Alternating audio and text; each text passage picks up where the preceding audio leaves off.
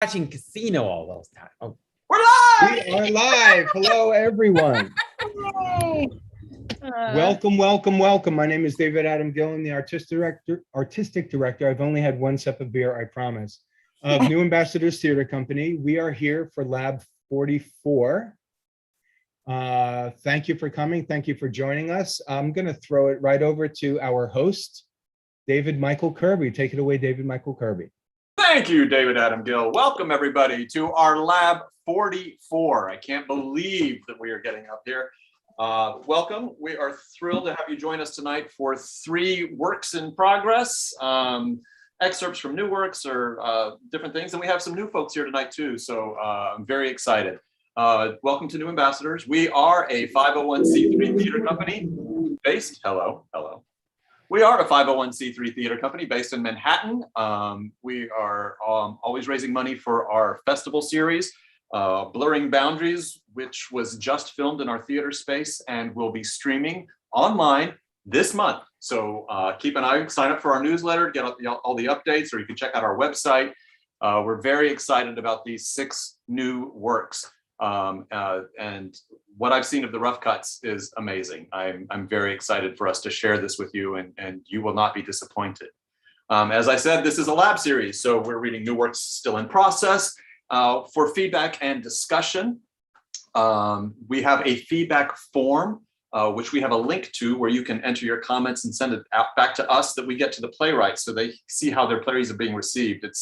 This is more critical now than ever because we are not live, and so we can't have a live discussion with everybody who might be watching. So any reaction that you have or thoughts that you have about what you're seeing tonight, this is a way to get that information into the hands of the playwright. The structure is fairly simple. The playwrights will introduce their piece and their actors will present it. They'll pose any questions they may have, and then we'll discuss it strictly in the form of, say, popcorn moments, or moments where you might have dropped out, or things that really stood out to you in the piece itself. If you're interested in partaking any of our future labs, the best way to do that is to visit our website, newambassadorstheater.com. That's theater with an R-E. And you can get all the information on the labs, both participation as a playwright, and our 4th quarter doodle for playwrights will be coming up very soon. If you want to act in the next lab, which will be coming up in a couple of weeks on August 20th, but I'll talk more about that at the end. As I said, we have some new folks here for the first time for our lab. We have a playwright. Erin Osgood is presenting for the first time, and she's actually going to lead us off this evening. And we have Nate Shelton joining us as an actor for the first time this evening, although this is not his first encounter or experience with New Ambassadors because he is an actor in one of our Blurring Boundaries plays. So you can see him again in a week or so when we stream that online. And as I said, keep an eye on this space. We will be updating you with how you can see our Blurring Boundaries Festival. You don't want to miss it. With that, I want to say, let's go ahead and get the evening rolling. Erin Osgood is up first. So not only is it her first time, but she's the premier act of the evening. We're happy to have her here. I'm just going to introduce her cast very quickly. We have Nikolai, aka Nikolai, played by Ben Dworken. Natalie, read by Jasmine Speece. Lawson by John Austin Wiggins. Beth by Kat Plazas. Divine, am I saying that right? By Sandra Paris. Tess, read by Maya Rosewood, and stage directions by Maria Elena O'Brien. Now, Erin, I'm going to turn it over to you if there's anything you need to tell us about what we're about to see, if it's the beginning, or if you have any questions or things you want us to look out for while we watch. Okay, great. Hi, thanks for having me, everybody. So this is just a piece that was really inspired to write about. It's going to be a full-length play. I actually have a full draft of it, but I'm rewriting it. And it takes place in 2190. We've seen kind of really horrible things happen in the environment, the ocean rise, and it's really affected our world. And also, scientific explorations have also expanded, and our knowledge has expanded. And so for me, this was just a story to kind of bring everything together about especially what happens if gene editing in the future becomes a thing. So if you could just go and have gene editing done, would that be a good thing? And so this kind of inspired me. And also the fact that I have a son who is on the autistic spectrum, and I really wanted to kind of incorporate him in this play as well. So this is the very beginning of the play, the first 2 scenes. So I'm really interested to see if it grabs you and if you're understanding what's going on. I'm just really open and welcome all the feedback. So Okay, thank you so excellent. much. Excellent. No, I'm very much looking forward to it. I love work that focuses on the science of science fiction. So we'll let your cast take it away. Emergency Protocol Camouflage by Aaron Osgood. Act 1. Synopsis. Set in 2190, a widowed mother, Natalie, struggles to raise her high-functioning autistic son, Nicky, in the new world. Natalie works as aide to Professor Lawson, owner and CEO of Andromeda Technology. Her late husband was Lawson's top scientist at the forefront of gene editing, now being led by Dr. Beth Nightingale. The government wants gene editing to be performed on everyone in country with a defect, injury, etc. Their view is it will decrease expenses for meds, treatments, and services, resulting in a happier, more productive society. Ultimately, this is a story about a mother's love. The year is 2190, Office of Professor Lawson at Andromeda Technology. Act 1, Scene 1, lights up on Lawson in his office with Divine and Beth. Professor Lawson, we are starting to lose our confidence in you. You're muted, John. That is not my concern. It most certainly will be your concern when your company loses its $25 billion government subsidy. You have no authority. I have all the authority. A concealed door opens a little. Nicky peers out and goes back into the secret room. Door closes quietly. No one notices him. Careful how you talk to me. This is not the 21st century. Your company, like all companies, are at the whim of the government. And your president is at my whim. I will tell her you said that. Good. Let her know I don't forget. Let her know I put her in that office and I can just as easily have her removed. This is a battle you will not win. I'm not sure she wants to test my resolve.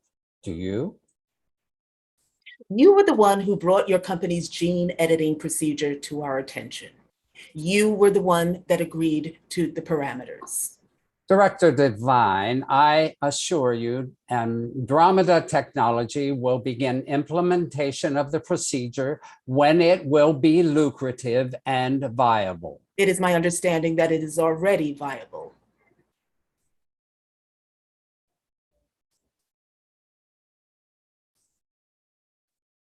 Pardon me, Professor Lawson. Director Devine, may I? Who are you? Director Devine, may I introduce you to Dr. Beth Nightingale. She has taken over as chief scientist after the unfortunate death of Dr. Dmitry Ivanov. No, you make it sound like an accident. I was told it was sabotage. We found absolutely no evidence to suggest that. Evidence can be used to support whatever result you want. That does not occur here. Andromeda Technology has every intention to fulfill the president's request. Make no mistake, Mrs. Nightingale. We are not asking. Doctor. Pardon? It's Dr. Nightingale, and the procedure will be available once it is deemed safe and effective for all.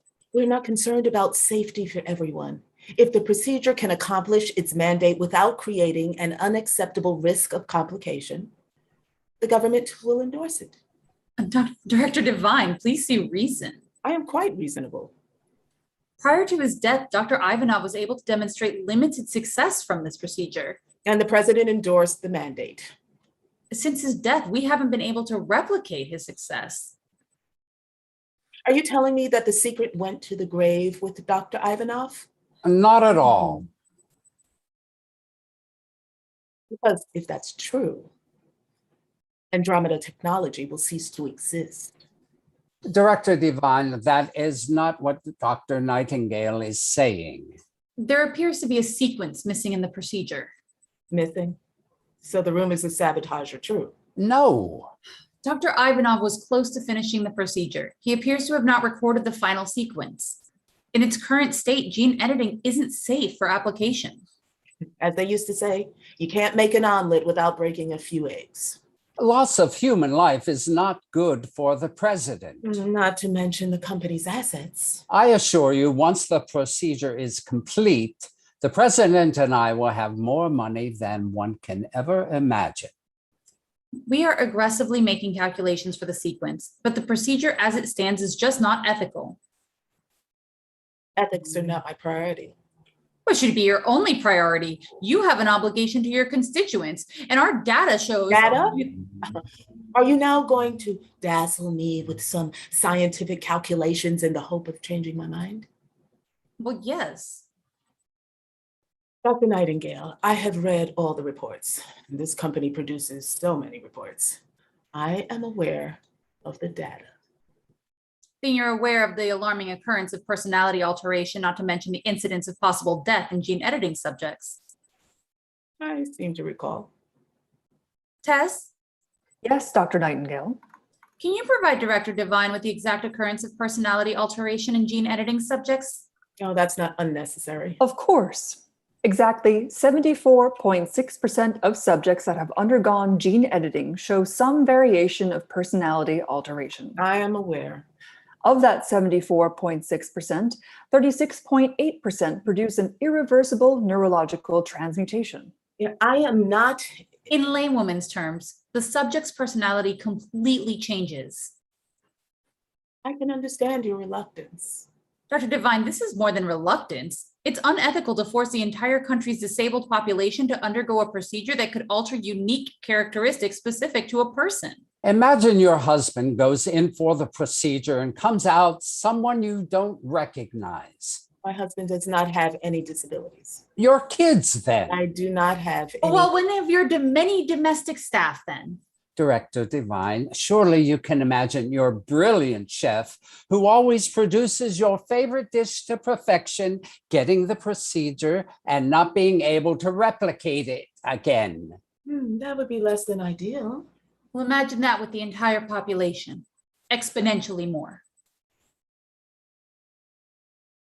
Tess, Yes, Director Devine. what is the current cost for medical treatments in this country due to disability? In the past year, disability-associated expenditures totaled $997.8 billion. And what would be the expense to provide gene editing to all individuals with disabilities in this country? The cost would be $2.5 trillion. And what would be the cost for medical treatment after gene editing is provided to those with disabilities? $0. Thank you, Tess. It was my pleasure, Director Devine. Surely the cost of a person's soul is more valuable. Dr. Nightingale, Professor Lawson, by order of the President of the United States and Territories, I hereby order you to prepare Andromeda technology to provide gene editing to all citizens with disabilities by year's end. Ma'am, I implore you to have the president reconsider. Or consider Andromeda technology the property of the federal government and your ownership null and void. It would be more lucrative if We you will have our gene editing program one way or another. my gene editing program. Stop focusing on the wrong details, Professor Lawson. I'm focused on my company's bottom line. I would focus on meeting your deadline. You have until the end of the month before editing will begin. How can we possibly be ready? Yes. Is it possible to provide gene editing to all citizens with disabilities with a time frame of 1 year? Affirmative. I rest my case. Usually I detest AI, but for your tests, as you like to call it, has cemented my argument firmly. Do not get up. I will show myself out. Divine exits. Lights fade. Scene 2. Lights up on. Moments later, Nikki sits at a table in Lawson's office. Lawson enters. Nikolai, how long have you been here? Not long. You and Beth were talking to a woman. Yes, she wasn't saying nice things. I hope you didn't hear much. I heard it all. Sorry about that. As you know, people can get quite heated. I don't know what you mean. Heated? You're hot? You're hot? Yes, heated does mean to be hot. But when I use the word heated, I'm talking about a heated disagreement or how people get really upset. They get heated. Do you understand? I think so. My mom gets heated when the commissary doesn't have her favorite cauliflower rice. She gets heated about that? Oh, Professor Lawson, she gets mad, but she never yells, just makes a quiet comment. I've known you and your mom for, well, a while. I don't think I've ever seen her agitated, except once. Then you've seen her on days she's had cauliflower rice. You're lucky. Well, I guess that must be it. You were talking about my dad. Yes, What does sabotage mean? to purposely destroy or damage something. That woman. Do other people think my dad did sabotage? Some people do. Do you? Your father was like a son to me. He understood things that I could only dream of. You're smart too. Not like him. Calculations, problem solving, complex science. No one compared to him, except maybe your mother. He also made the best banana smoothies. Oh, with a touch of cinnamon. Chocolate for me. If you could find some. I do not believe your father sabotaged our procedure. He would never. I think he was protecting it. What do you mean? He kept a key sequence off the system so it could not be stolen, to protect it. That sounds like him, keeping it in his head. Yes, he did do that at times. I miss it. I do too. I miss hanging out in the lab when he worked. He loved showing you his work. Did he ever mention anything to you about a sequence? You've asked me that before. Yes. Why? Memories are funny things. As time goes by, you might remember more than you could before.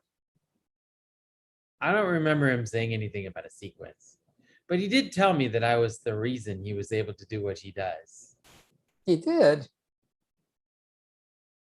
Said I was good company, helped calm his mind so he could focus. I seem to get a lot done with you around too. Was that good small talk? It was excellent small talk, Nikolai. You are definitely getting the hang of it.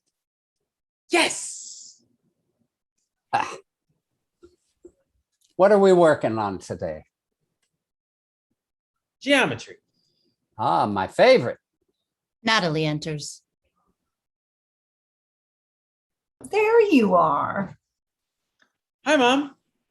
I'm working with Professor Lawson. I see that. Professor Lawson is a most excellent teacher, but you still have to use your interface. I know, Mom. It could just get so boring. Professor Lawson makes the lessons fun. Professor Lawson, Dr. Nightingale requests your presence in the lab for an urgent matter. I'm in the middle of a geometry lesson. I will go later. Negative. Dr. Nightingale said you have to come at once. I know, Tess. I was just joking. No, good one, sir. Why, Tess, I've known you. You've known me for so long. I thought you'd be able to tell when I'm joking by now.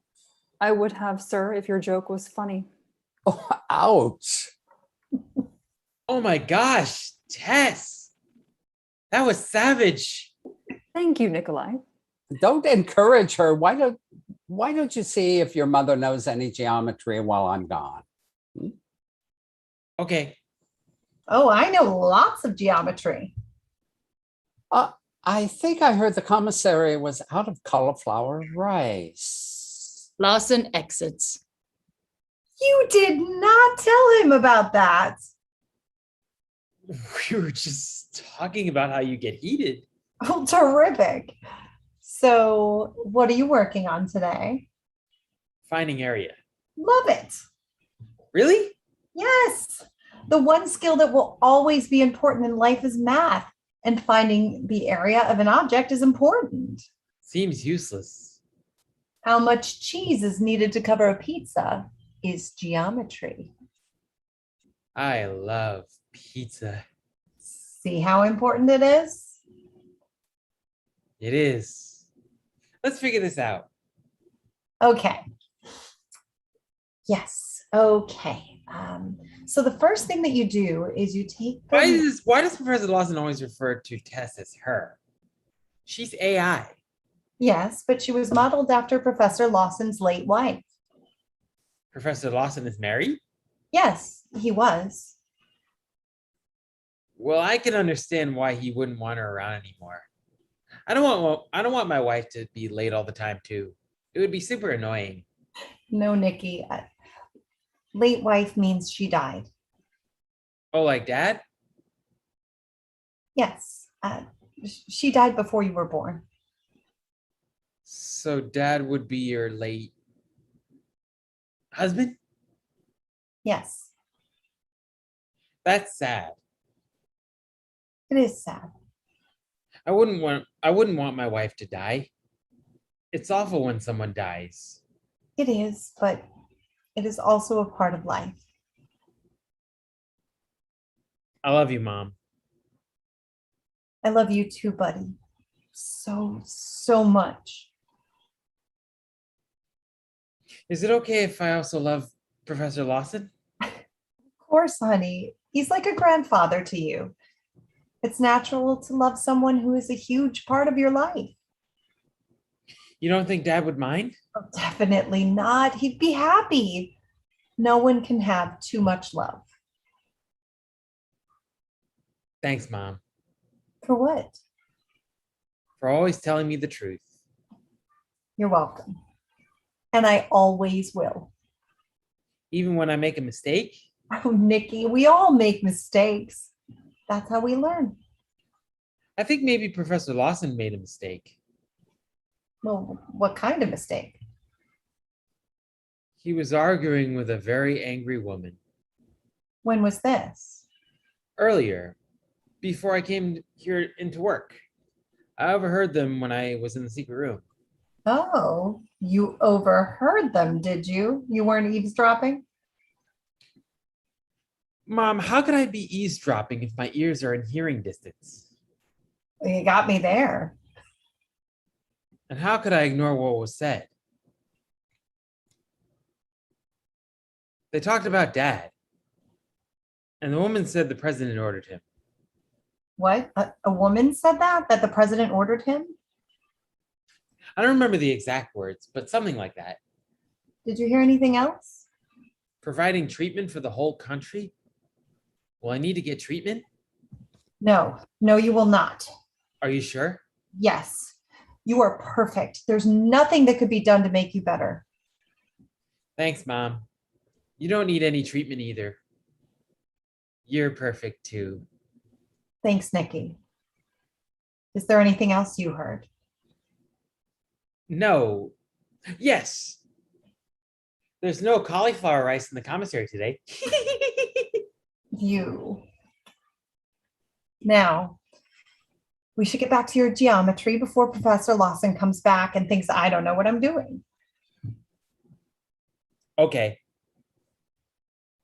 Nikki starts to write on tablet as Natalie looks anxious. Lights fade.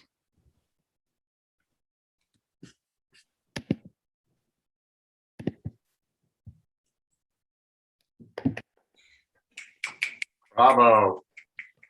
Great work, everyone. Really great work. Wow. Aaron, I want to know what happens next. I'm definitely curious to see where this is going. And I was really curious to see where it was going to go after Director Devine's prickly appearance at the beginning, and then to have those touching moments between Lawson and Nikki, and then Nikki and his mother was just really sweet and nice, and I thought it set up potential conflicts, both past and future, in a really interesting way. What did everybody else think? I would love to know what your popcorn moments were. For me, I loved Tess, the sassy AI. She popped out, and again, those touching moments I thought were just really a nice moments. I'm a writer and I can't think of the words I'm looking for right now, but I enjoyed those very much. Benny D, what do you have to say, buddy? Well, I just like the moments between Nikki and his mother. You know, my mother passed away 6 years ago, and just having a mother-son moment in a play just reminds me of how those moments are with you. And, you know, just me as an autistic person myself, I really relate to all autistic people that, you know, it's just, we need that support. We just need that support in life. And Aaron, I'm so honored to play the role of Nikki in the play, and like, just, I want to know what happens next, because, like, you know. Oh, I promise I'll send it your way, okay? And you were so, honestly, you were so good. I mean, everybody was. I was like almost in tears. So good job. Good job. Well done. Yeah, that was hard to read the stage directions. I was like, lights up. The moments were honest, and I think that's what really came across and what we're all trying to talk about. Mandy, I saw your hand up, or was that Carla? I saw you both now. All right, Mandy, then Carla. Oh, I thought you were being cute. I really liked, I wrote the one line that no one can have too much love. And I really liked I didn't write it down the exact words, but where he tells her, you don't need treatment either. And I thought that set it all up pretty sweet. That nice little Easter egg right in the beginning, that if you go back and read it again, you're going to be like, that one. It's good writing. And Carla? Yeah, I loved the relationships. I thought the relationships were really well and quickly established, the sort of dynamics between all of the different characters, and loved the relationship between Nikki and Natalie, but also between Nikki and Lawson, or even, you know, Divine and Lawson butting heads. So like, it just, I think for me, one of the most salient things, like popcorny things, was just how beautifully constructed the relationships, the dynamics, and the tone implied in all of them. It was really striking to me. David? I agree with all that. One of my favorite lines, I loved Tess, by the way. And I loved that she had a sense of humor, even though Lawson didn't. And one of my favorite lines was, I would have if your joke was funny. Yeah. But what I really wanted to say was that I've been thinking a lot about the first scene and what it does to establish the world and the play. And it does establish the world. It establishes, what I liked about it was that it was heated. It was about a bottom line. It was all this, and then you turn around and then the humanity comes in to the picture. So you put what's at stake, what's at stake in the beginning, and you think that numbers and, you know, the data and everything, that always speaks until you get the humanity underneath. So I was thinking about how I felt about that, and I really feel like it was successful. It was a good move to have that first scene, and then have the humanity come back underneath it following. I thought that was really effective.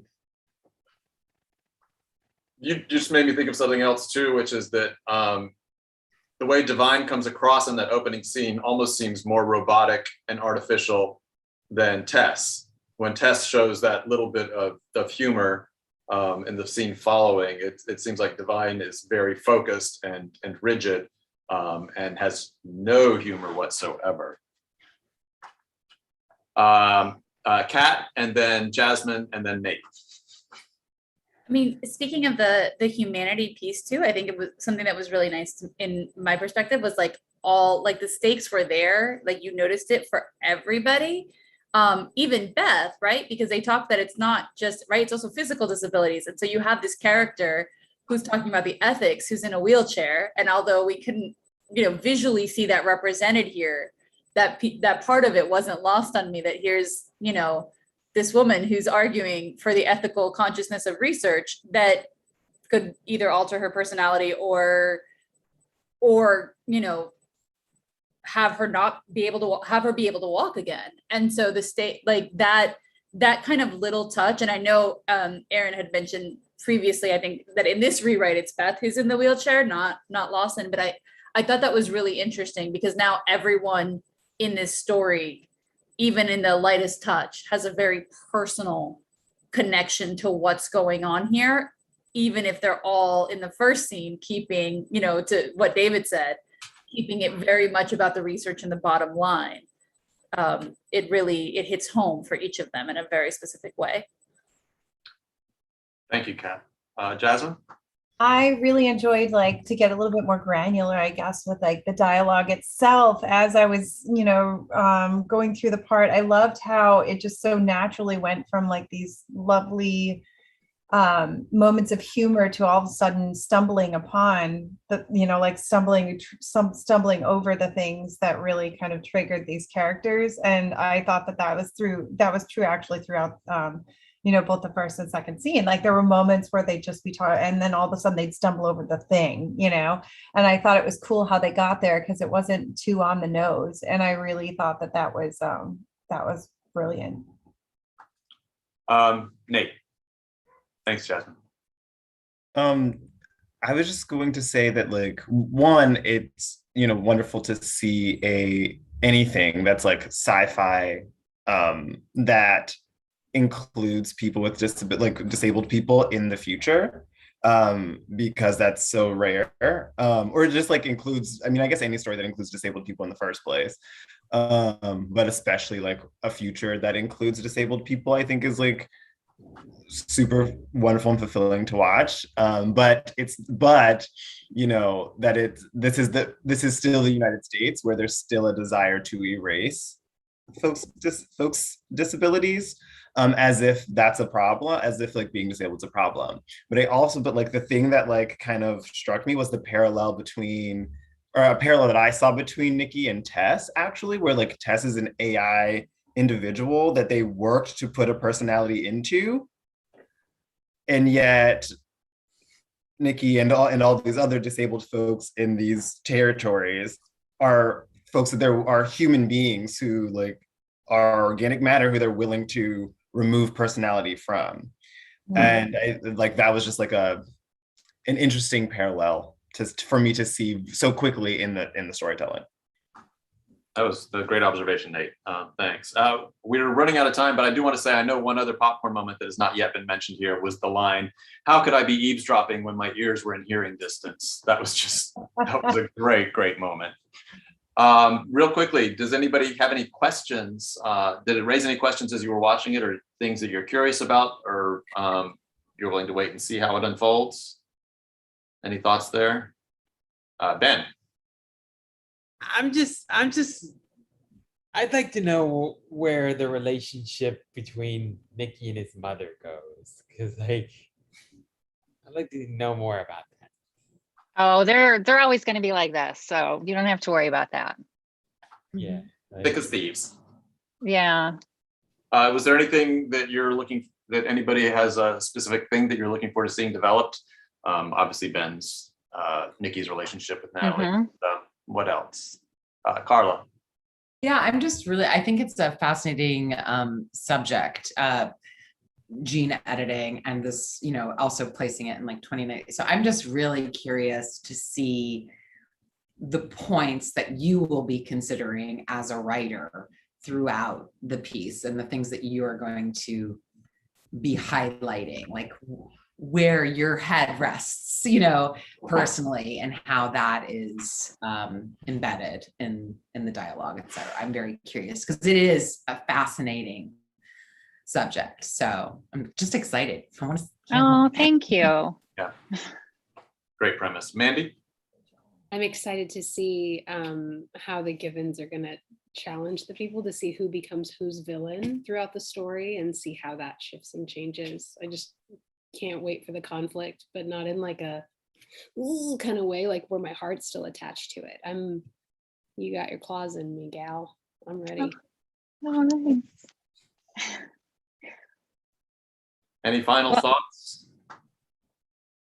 Well, can I just say thank you to everybody, because it was wonderful to hear it read and wonderful feedback. And I'm just really happy that you enjoyed it, and it's gonna keep me going to finish the draft. So thank you. Well, this may be your first New Ambassadors appearance, but I doubt it'll be your last. All right. Thank you so much for sharing this with us. That was when we have labs in person, you'll fly out here and you'll be present with us, so I can meet you in person, so that I could thank you. Okay. Just I remind promise me- I'll make it to New York sometime. You got a Erin, Benny D you- hug in your future. You did the play in the Estrogen Festival that Maria Elena did, right? Yes, I did. Oh, Yeah. yes. All Okay. right. Love that. I think you told me, and then it was in an emails. I got like 30 emails around that, but that was fantastic. I went to see that, obviously. It was wonderful.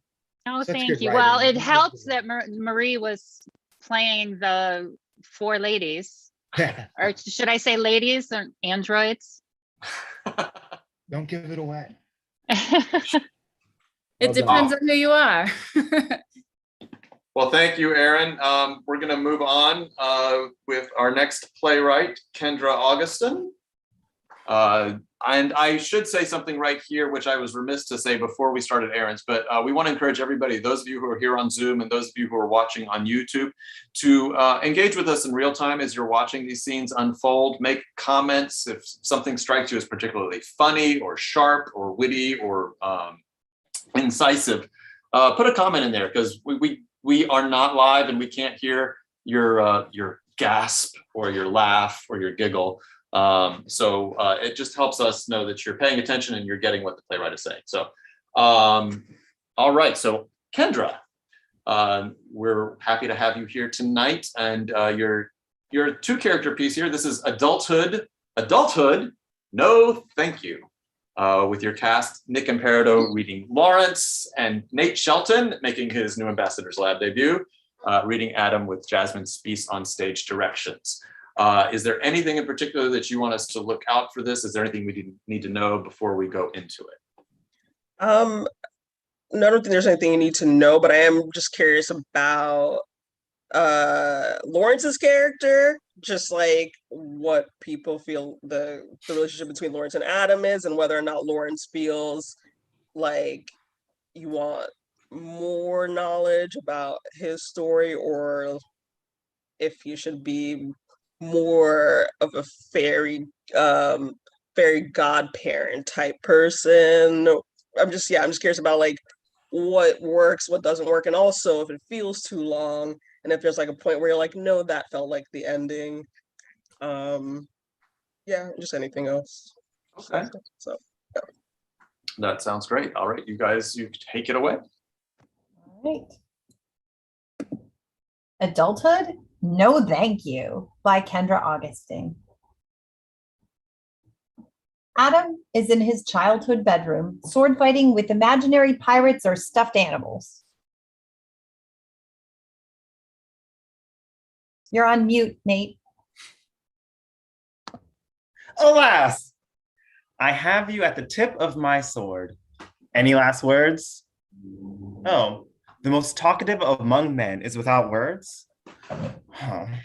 I would have only wished you to be the most you right before I snuff your lights out. Can you give me that? I can give you anything you want. He sticks out his sword in front of him. Show yourself. Lawrence appears. Hi, Adam. Ugh, why would my mom not announce a guest? I'm excited to see you too. Playing with your pirate friends again? Nothing wrong with imagination. No judgment here. I love imagination. Imagine me as a hero who wants to save lost boys. A new messiah, if you will. Can you please aim your sword elsewhere? Adam puts his sword down. Thank you. So, you've been living with your parents for 6 months now, haven't you? You go sniffing around town for adults living at home to make fun of? Oh, that was the old me, mistaking other people's suffering as entertainment simply because I have power. But it was repetitive, joyless, meaningless. Oh, a villain turned savior. How noble. Ah, I was never a villain, just a trickster. And you know how men love saving damsels in distress? Well, I love dudes in distress, probably because my dad was a distressed dude that I couldn't save. I'm sorry. You're sorry? Oh, no. I'm sorry. I stopped being your friend when he died. We were 10. Old news. Thanks. And as for my dad, it wasn't my job to save him, but you, I can help. Well, maybe it's not your job to save me either. Plus, I went to a therapist once and my shrink fell asleep on me. Well, therapists certainly make more than I do babysitting, but their job is to help you grow into someone who can heal. I just want to fix you right away. Also, I'm always alert. Shouldn't you be watching Neighborhood Kids right now? On weekends, I stay away from bratty kids. So, tell me, what are you running from? Well, I'm running on love of family. Adam starts scratching himself, lightly at first, gradually intensifies. Ooh, I think that your body knows that you're lying. You're doing this? Nay, I'm just your friendly neighborhood wizard who'd maybe be burned at the stake in Salem, Massachusetts, circa the 1600s for allegedly dabbling in the black arts. Nonetheless, I can support you if you're just honest with me and yourself. Well, it seems like you think you know me so well, even though we haven't seen each other in 2 decades. Dear Lawrence, please enlighten me. What do I want? I'm glad you asked. I've been working on empathy and reading the room. You really should be a therapist then. I want the freedom to not help people if I choose. Now, shush. What does Adam want? To live in this in-between state where he doesn't have to go back to his old life, but he also never really wanted to move forward. Yeah? Like, I want to be stuck in a moment. The itching stops. Like, if I could stay here at home with my family and never have to be a part of the world in an active way, I'd be happier. Or simply put, to reject adulthood. Well, I don't reject being what I am. What does it mean to be an adult, though? Well, you fall in love, raise a family, go to work, pay bills, feel the crushing weight of mortality, give candy to your grandkids, and then die. I mean, that's the hope, I guess, that you die in your old age, neatly and quietly.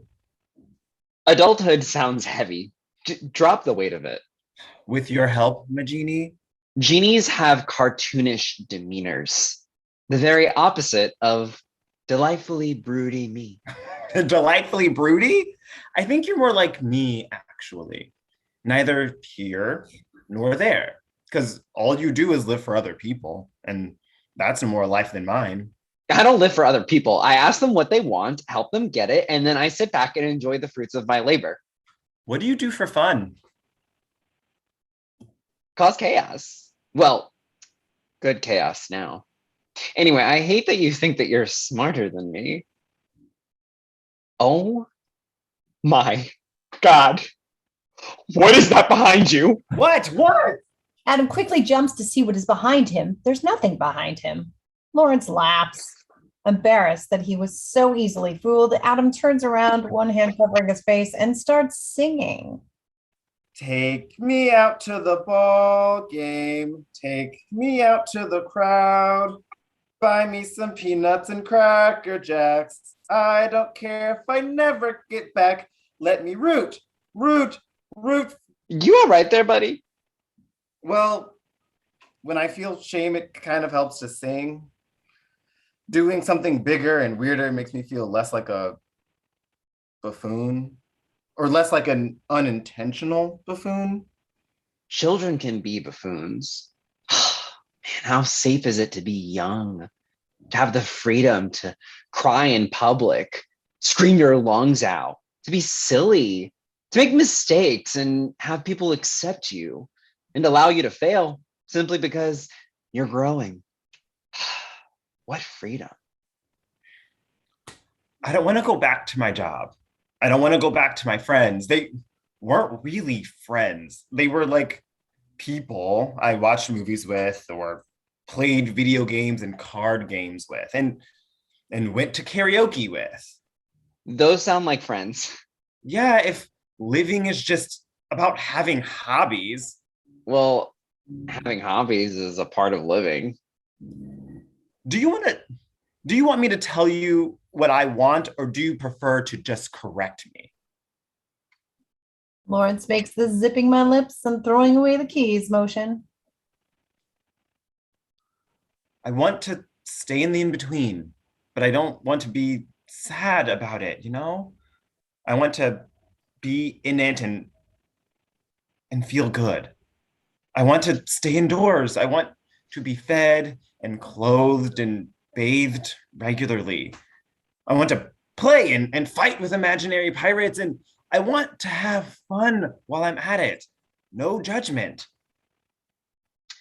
Basking in the warmth of an idyllic childhood. Say no more. Lawrence double claps, and it's as if Adam and he are no longer in the same space. Adam is now in his own world. He does a silent choreography, motions of being fed, clothed, and bathed, trying to leave, but not being able to. Repeat. His face is that of strained happiness that gradually becomes more strained as time passes. Lawrence takes a seat. He pulls out popcorn from his bag and also takes out a puppet. He begins to eat the popcorn to the puppet. He seems happy, but it's as if it's been put upon his face, but not coming from within. Am I like you, doomed to be just a voyeur until I'm tossed out into the trash once I no longer serve a purpose? Adam is back to sword fighting. Lawrence drops the puppet. Adam, can you hear me? I don't think there's a version of life where you'll be 100% happy, but maybe there's a version where you'll be like 60% happy. That's more than half. Adam does a stabbing motion. He doesn't seem to hear him. Lawrence tries to do magic things with his hand to see if he's still got it.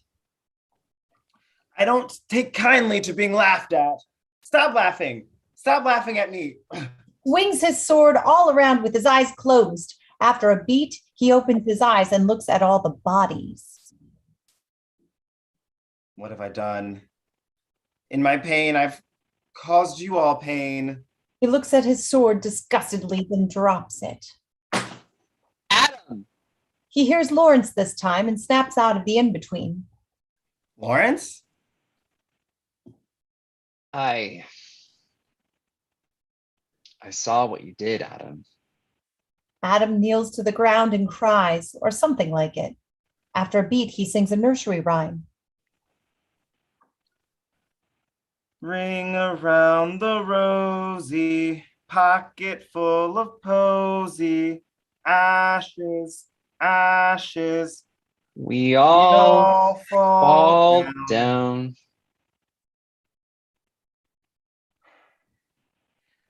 Dear Larry, is there blood on my hands? He holds out his hands so Lawrence could see. There is blood on his hands, but he'll never tell. I don't see anything. Thank you. Adam, will you tell me again how we're alike? Neither here nor there. Right. I'm just a lost boy looking for lost boys to play card games, watch movies, and do karaoke with. I want mundane hobbies with people that I can call friends. No one ever calls me friend. Can I call you friend? No, I mean, I have to go back. To adulthood? To reality. I have to look at my life away from here and see what good is in it. Because maybe there's enough good. Maybe there's enough good in it. This in-between is lonely and violent. Loneliness is violence. Hear, hear. I'm gonna book a flight. Then I'm gonna tell my family I'm leaving. And they'll be okay. And I'm gonna face my life. And I'm gonna find that 60%. At least. At least. Maybe when you return to town for a shorter stay, we can start off as acquaintances. Sounds good. Lawrence gathers his things and goes toward the exit. Before he leaves, he waves goodbye to Adam. Adam nods and smiles. Once Lawrence is gone, Adam is left alone on stage. After a beat, Adam takes a deep breath before he goes upstairs to his family. End of play.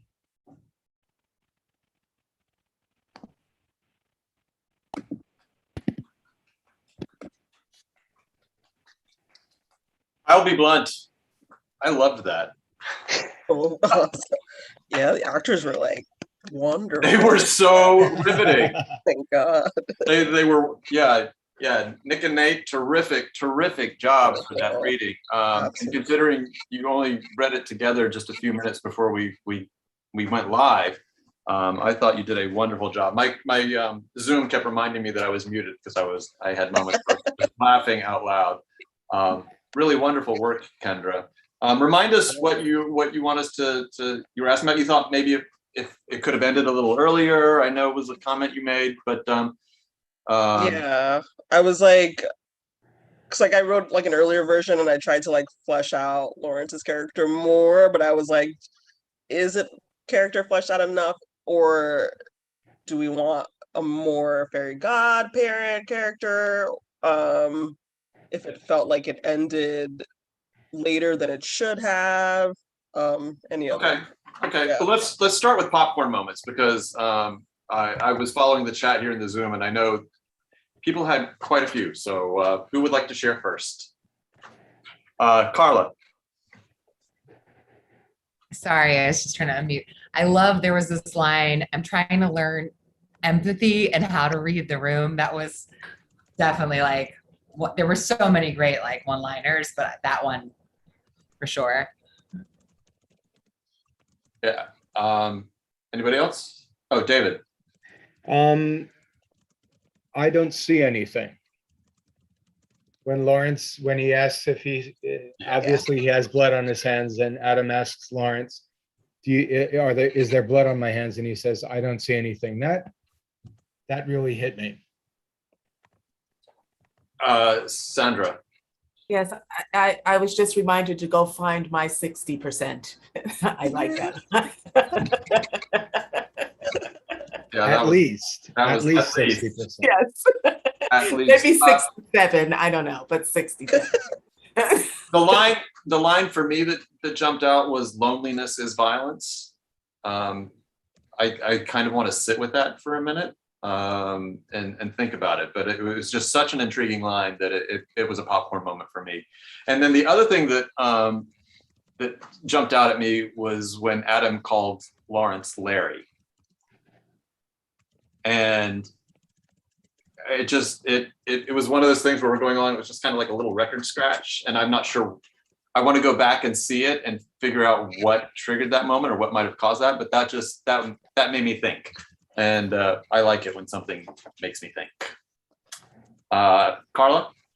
Yeah, I forgot. There's another moment I like.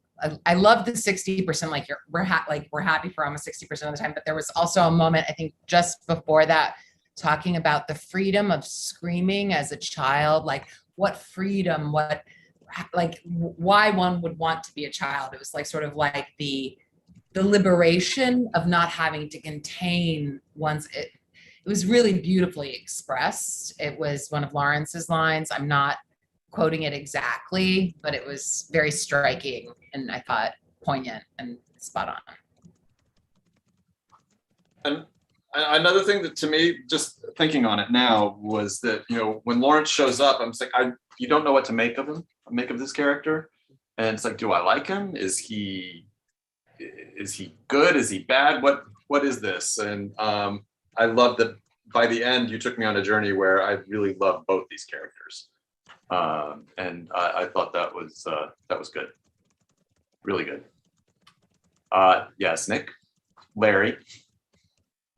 I just wanted to answer the question about if you're giving too much away about Lawrence. And I think I don't know the context, everything else around that scene, but I would say from that, I would say it's just enough, because reading it and then before we did it, I thought, okay, I don't know. I mean, he is either here nor there. And I think when you have a character that lives in that obscurity, it can be anything. And there's so many doors open because of that. And I think that the way that you've written him or his voice or who he is right now, I think that it's just right. Like the porridge is just right. I just feel like it's sitting in a really good place. And I feel like, again, I feel like people are saying is is he an imaginary friend? Is he a fairy godparent? Is he a trickster god? We don't know.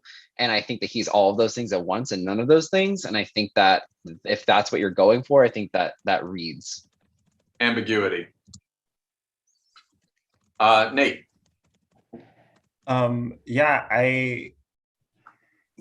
This being my first time hearing it out loud, and also with an audience, so thank you for indulging my nonsense. But I will say that the thing about Lawrence that got me while hearing his words being said to me was that it was clear that Adam was a human who did not want to not be a human, but he was oh, these things that humans are supposed to do, I kind of don't want them, I reject them. And at the end when Lawrence is I want friends, the way that you reject the thing that is a friend, I want that. And there's this parallel of Adam is born a human and doesn't want it anymore. And Lawrence is potentially also was born a human, but did something to step away from that and not be that anymore. And now he wants it. And it's it feels like the you always want what you can't have, or you reject the things that you're given freely, right? Who complains about having friends, right? Who does that? But additionally, everyone wants to have some kind of power. Everyone wants to be able to snap their fingers and make their friend's body itch because it's funny. You know what I mean? So there was this very do we want more genie? Do we want him to be more magical? And I think that he was the exact kind of level of magical to where we could also see him as a person and like his human desires. Mandy. My brain was just And David. blown, and I might be obsessing, but I think I just from what Nate was saying, just saw this entire thing as a metaphor for COVID. And like, you know, like trying to make a game out of it, but the like not wanting the reality versus coming back into it, and like, what did I do to that person to manipulate it? Please leave that all behind if that's not it, but it did something for me just now. David. I did have a question. I was so whose dad died? Because Lawrence. it was Lawrence's dad died, but he stopped show. I did see him as the you know, the imaginary friend when he was young. That stopped showing up after Adam's dad died, but I think I didn't hear it properly.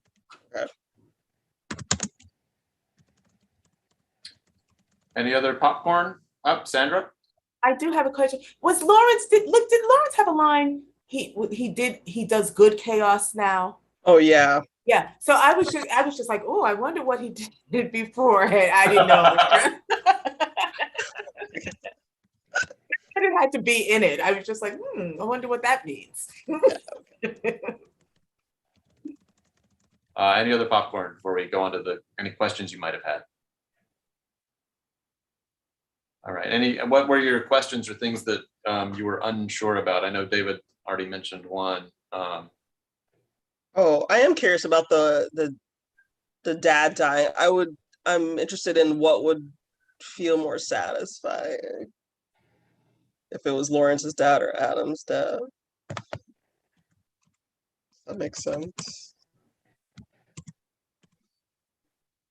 Anyone? Yes, Nick. I don't know. I think when you asked that, I was like thinking of satisfying, and I thought, okay, I feel like if it was the question of like what was more satisfying, maybe it'd be Adam's, because then it would give him kind of it would key us into more of his backstory about who he is before this. And then I feel like what would be juicier if it was Lawrence's father, because then it becomes like, well, wait, what the hell? Like who, like what? His dad, like it's even more out there. So I feel like both choices like really do different things, but I would say maybe more satisfying if it was Adam's dad. Okay. Nice. Oh, yeah. Go ahead, Nate. Mandy just asked an interesting question in the comments. We'll get to that next. Well, yeah, I was gonna give like ideas for all, or like what would justify in my brain as an actor for all three. Like if it were Adam's dad and Lawrence stopped being friends with Adam after Adam's dad died, that would justify the like dislike of friends and the like, you weren't really my friend because you just do hobbies with me, versus like supporting me when I'm going through something like difficult. Lawrence's dad kind of gives me I'm sorry, my neighborhood is so loud. Kind of gives me this like, what, like, did Lawrence get powers? Did Lawrence's dad dying somehow connect to him obtaining these like trickster genie-like powers? But then like, if it were both of us, if it was like, I think someone else said it already, like both of us, in that like one of us is real and it's what the other one is an imaginary friend. And so like the death of the father kind of like ages you up really quickly, you know, and then you like release yourself from these imaginary friend things. And so then if Lawrence is the imaginary friend and Adam is, that's why he's like playing with like imaginary pirates right now, because he wants to get back to that kind of like happiness that he had. And that's also like the portal that opens up that allows Lawrence to come back. I don't know. I did kind of just spin out with that question. Right? No, I love it. Love it. Okay. Way to go, first timer. No, that was wonderful. And Mandy was saying, what if it was both of them? Yeah. And you have a lot of options. Was there anything you wanted to see developed in this? Is this in its entirety, beginning, middle? This is all of one thing. Was there anything that came before this, or this is it? This is short. it. It's a short. Okay. I just wanted to make sure, because was there anything that happened in this that you thought could be developed further or played with beyond what we've already discussed tonight? Sorry, were you asking me that or other people? No, I'm asking everybody. Okay. Everybody. This is a general question that's on the feedback form. Those of you who are out watching on YouTube, please click the link and fill out our form so we can get your thoughts to our playwrights. But yeah, no, I found this incredibly rich and something that would bear repetitive viewing, because there were a lot of levels that I don't feel like I got all of them. And it was really interesting watching the comments as it went through, because people would catch on something that I didn't hone in on when my mind was someplace else. So I don't know that I have an answer for that question for myself as far as what to see developed. It's a lot to take in for such a short piece, and bravo to you for creating such complexity, both in the story and the setting and your characters, which I thought Nick and Nate did a terrific job. Great casting. I think it was it was really good. I know. I promised you I'd get back to you with the casting, and I was like, I'm just going to surprise you. Yes, and you did great.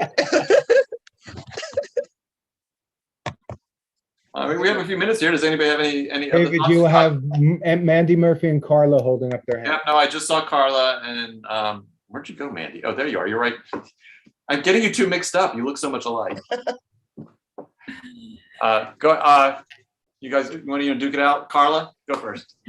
I just wanted to say, to address something that Kendra had wanted us to look at, which was like, where does it end, where it needs to end? Might it end earlier?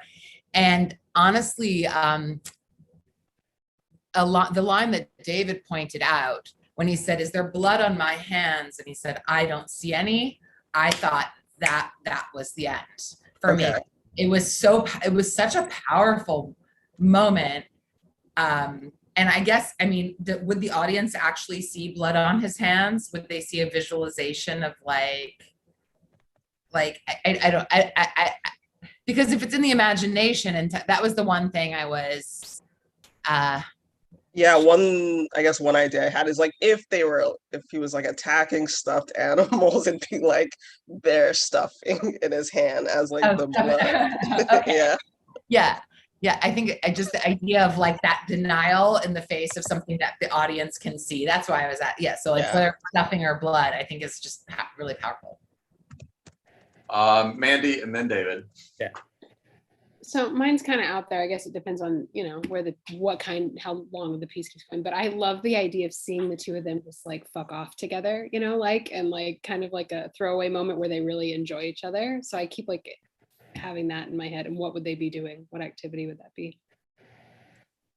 Oh, within this piece, or like fleshed it out a bit more. I like to see further, like if it were a bigger piece. But okay. That's depends on what, where that goes. But I do love the idea of these two people doing some random activity that they both get lost in. I don't know why they're really high in my mind when they're doing it, but they really are. And David? So, yeah, I mean, that's the line that I wrote down. That was my popcorn moment that I thought, oh, it should end here. Yeah. But you do have other things that I think are important within the context of what happens after that. So I'm not sure if you could make that the final moment and bring some of the other things, into the interior of it. Because I literally shuddered and I was like, okay, end it here. But then you went on and I was like, why is she going on? But you did have really important things, to say. So, it doesn't necessarily need to be where it is. I don't know. That's completely up to you. But I agree with Carla. That's why I wrote that down, because I thought it's a great line and what a great ending that would be. Yeah. All right. One more, and then we really need to move on. Nate? I was just gonna say that I loved the like how it ended with the like when you come back, we can be acquaintances again. And then like the agreement of that, because it kind of like did the full circle for both of them, where it's like Lawrence is going to get a friend again, and Adam is going to get his life together, because it wasn't. And like they have helped each other get that thing. I thought that like that was beautiful, and also thought like the beauty of like an acknowledgement of a friend versus an acquaintance. It was like, and like how those things grow, I thought was really brilliant. Yeah, thank you. And Kendra, I want to make sure you see the comment that's in Zoom, which I'll share with the YouTube world, which was Maria Elena O'Brien suggests having those stuffed animals also filled with red ribbons. So that's both funnier and more horrible. So we'll leave it there and move on, but terrific work all around. Thank you all. Please, everybody, fill out those feedback forms. Let our playwrights know what you think, because that was terrific. All right. And last, but definitely not least, is our own artistic director, David Adam Gill. He's so macabre, that Maria. Yeah. He's so macabre. Yeah. Presenting Unfinished, which we have not seen in a while here. This is your Bronte play. Do you want to introduce your cast and tell us if there's anything we need to know? I believe you said you're going to start at the beginning of the play. So I'm just going to start at the beginning. I made some, I tightened it up a bit. It's something I've been working on for a while and has remained unfinished, ironically. Mandy Murphy actually inspired me at the last lab, because she brought back a piece from Valère in order to get her mind going. And I feel the need to do the same thing. It's a really important play to me. I feel like it need not remain unfinished. And so it's the beginning of the play, just basic comments, what you think about the characters, the relationships, and if they're compelling, if you want to see more. It's a loving portrait of a family. Carla Briscoe is playing Charlotte. The last name is Brown. Maria Elena O'Brien is playing Emily Brown. Mandy Murphy is playing Anne Brown. And Sandra Paris is playing Rachel Orlovsky. And the wonderful voiceover artist, this lab, Maya Rosewood, will be doing stage directions. Stage directions. And we're just gonna let it sit there. Let it fly. Yeah. Yeah, spoiler, this is one of my favorite bits of David's writing, so I'm very much looking forward to this. Take it away. Unfinished by David A. Gill. Act 1. The action takes place in a New England college town at the home of the Brown family after the funeral of the patriarch, Arthur Brown. The living room is empty, lights off, though the shadow of heavy rain comes in from behind the window shades and sound of a veritable torrent can be heard drumming against the window panes, letting the audience know that it's storming outside. The room itself is very tidy, almost pulled too tight in feel. The slipcovers on the couch and chairs have no wrinkles, the furniture is perfectly placed and polished, and the photographs and knickknacks everywhere give the room a museum-like feeling. There is a frantic jiggle of the doorknob to the front door, and a drenched Emily, M. Brown, dressed in a black dress, very staid and proper, comes charging into the room, slamming the door behind her. She takes off her wet coat and hangs it in the closet by the front door, puts her purse on a side table, and stands with her hands to her temples, trying to control her anger. She takes several deep breaths and looks to heaven. A look of calm overtakes her features, and she nods to herself, proud of her self-control. Charlie Brown, enters hurriedly, closing her umbrella outside the door before she shuts it. Dressed also in black, her outfit is chic and expensive, almost too much for the occasion. Charlotte is Emily's older sister, but looks younger. You forgot your umbrella. She holds the umbrella out to Emily, whose composure disappears. Emily abruptly turns and storms out of the room through a swinging door leading into the kitchen. Charlotte shrugs, drops the umbrella to the floor, takes off her wet coat, and folding it in half, holds it, not knowing where to put it. She's about to throw it over the back of the couch when Annie Brown, enters with an umbrella and carrying a suitcase. She is also wearing black, but somehow it looks fresh and lovely on her. Somber is not her thing. Don't. I wasn't going to. I wasn't going to. You were. I wasn't. Give it to me. Anne takes the coat and hangs it in the closet, taking off her own coat and does the same, then places her suitcase behind the couch. You shouldn't have done that. What? Charlie. Well, she kept going on and on. A eulogy is supposed to be short and to the point, not 100-page treatise on there, but for the grace of God goes Arthur Brown. Rolling your eyes and signaling for her to wrap it up? I would have had the orchestra player off if we'd had one. I'm surprised she didn't. It would have been more artful if you were trying to land a plane. Like it was not that. He was my father too. I just don't see why you couldn't let Em have her moment, especially after all she's done. You didn't have to ruin her day. Was this a festival or a funeral? You know what I mean. Emily enters the room suddenly, a little more composed. She makes a point of not looking at Charlotte. Hey, Em. You okay? Hey, Em.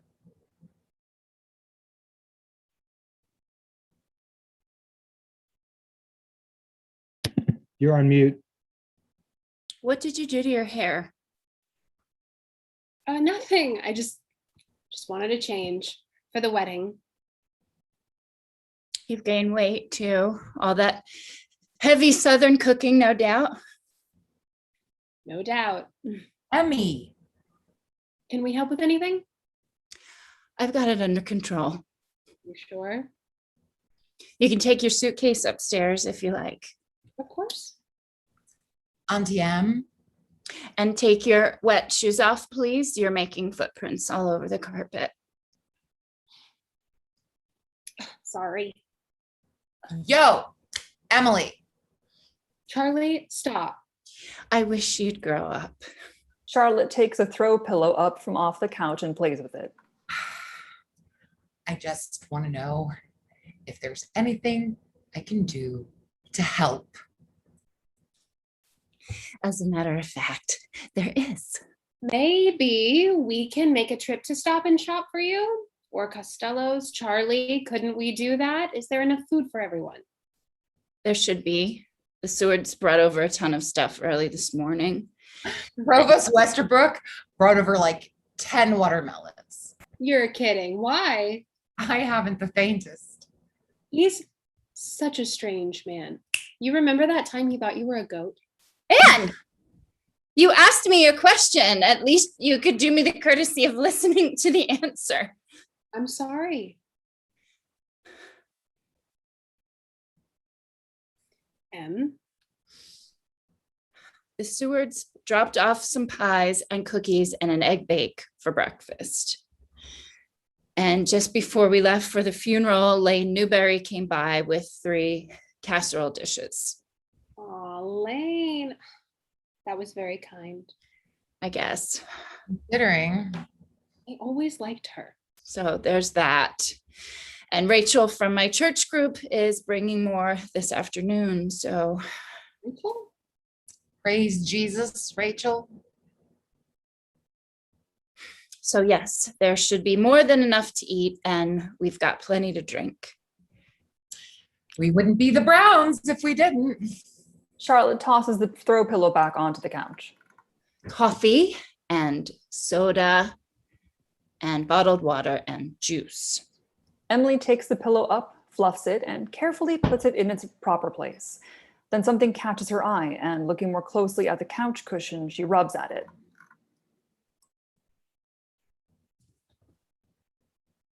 Darn it, Brian!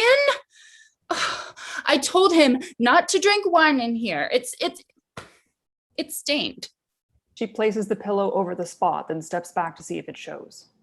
Where is Brian? I didn't see him at the service. He didn't show up. Is anything wrong? He hasn't come out of his room since Daddy died. Except to sit out on the roof and get drunk. What are people going to say? They'll say, poor Brian, he lost his father. It's childish and selfish. Well, I think he's got the right idea. Charlie. I didn't mean for me, I meant in general. One of these days, he's going to slide off and break his neck. So being back in this house does make one want to grab the nearest bottle of hooch and retire to one's bedroom. Is he out there now? I think AA should allow for a kind of moratorium on sobriety when there's a death in the family. Honestly, Annie, he's worked my very last nerve. It's stressful enough coming home. And now this. You want me to talk to him? Missing his own father's funeral service. Oh, is that what that was? Please refrain from speaking to me. Gladly. Emily turns abruptly and leaves the room through the swinging doors, then just as abruptly comes back into the room. But if some people cared so much about what was said, then those same some people maybe should have taken the trouble to do it themselves. No, I've been in Australia. Emily exits again.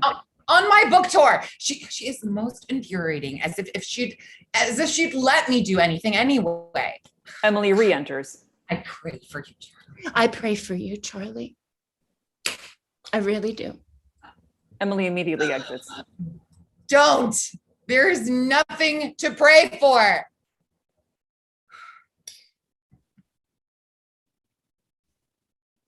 There is! Oh, it's not. Charlie, stop it. I didn't start it.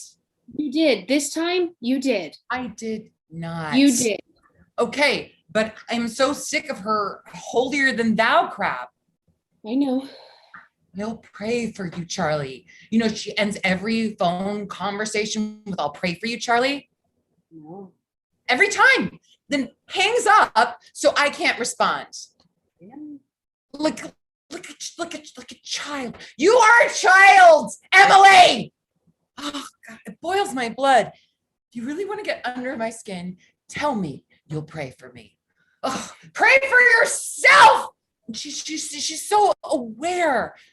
Don't let the Mother Teresa act fool you. All I'm saying is she's had to deal with Daddy all by herself. Cut her some slack. It was her choice. Charlie. It was her choice, and that's all I'll say about it. Except it's like she's trying to rack up the most points to get into heaven first. Don't let her. You don't even believe in heaven. Neither did Daddy, and yet all of this deliberately against his wishes. You weren't around. My book tour was. I know, but still. Neither were you. We both weren't around, okay? But I can't take this verbal sniping at one another. Not today. So just, please, be the bigger person. Sorry. I will be bigger. Oh, I am bigger. Ugh. I tell you one thing about this book tour, there's no such thing as eating sensibly. And some of the things they put in front of you, I actually kangaroo meat. I did. Maybe that's why I'm so jumpy. Huh. Did you eat any crocodile while you were down there? Ah, very funny. You ought to write my books for me. You do very well on your own. I'm not so sure lately. This new book, it's not, I'm not as funny. We loved it, Topher and me. It's hysterical.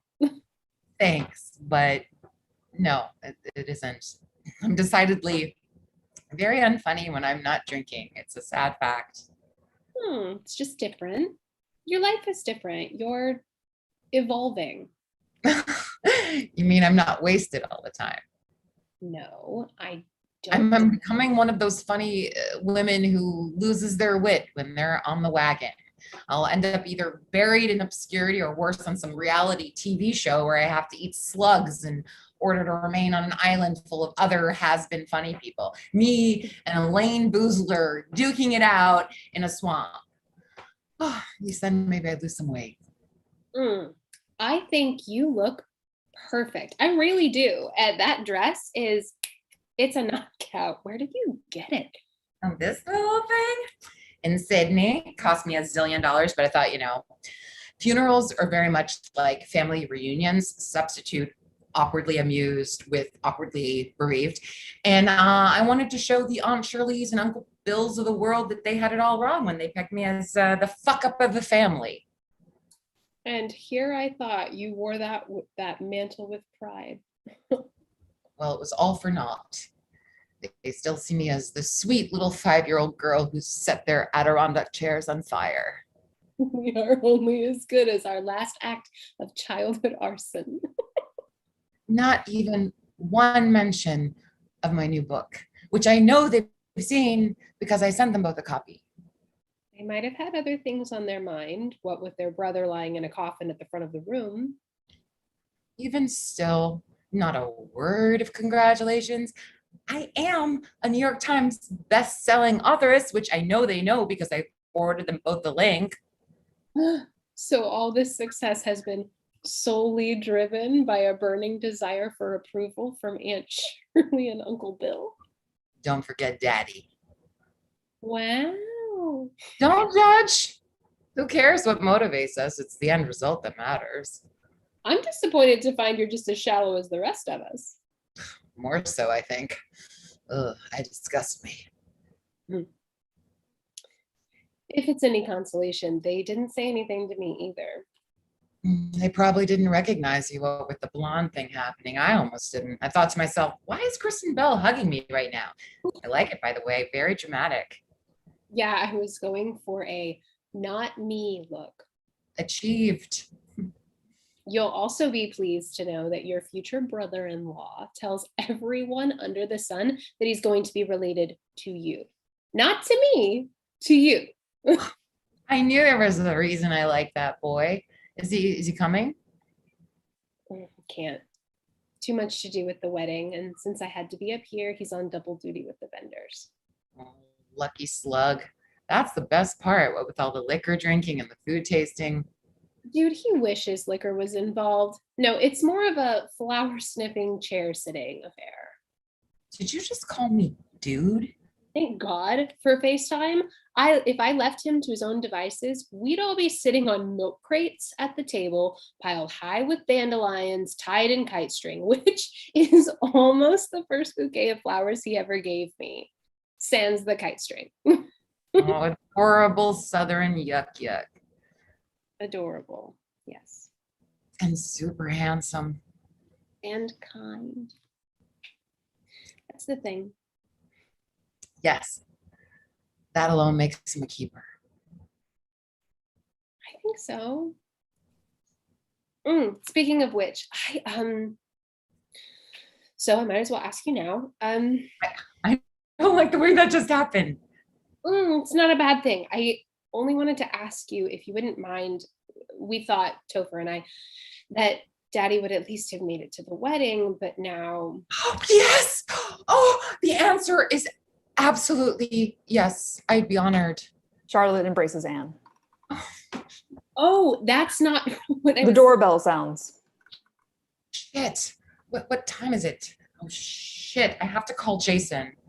Charlotte takes out her cell phone and steps to the window to make a call. Emily enters the room and moves quickly to the front door, tripping over Anne's suitcase. Annie, take your suitcase upstairs, please, and these wet umbrellas. Put them in the tub in the guest bathroom. Charlie, can you do that somewhere else, please? People are starting to arrive. No. Anne accidentally opens the wet umbrella, spraying water everywhere. Emily gets the brunt of it in the face. Oh, I'm so sorry. Jason, it's me.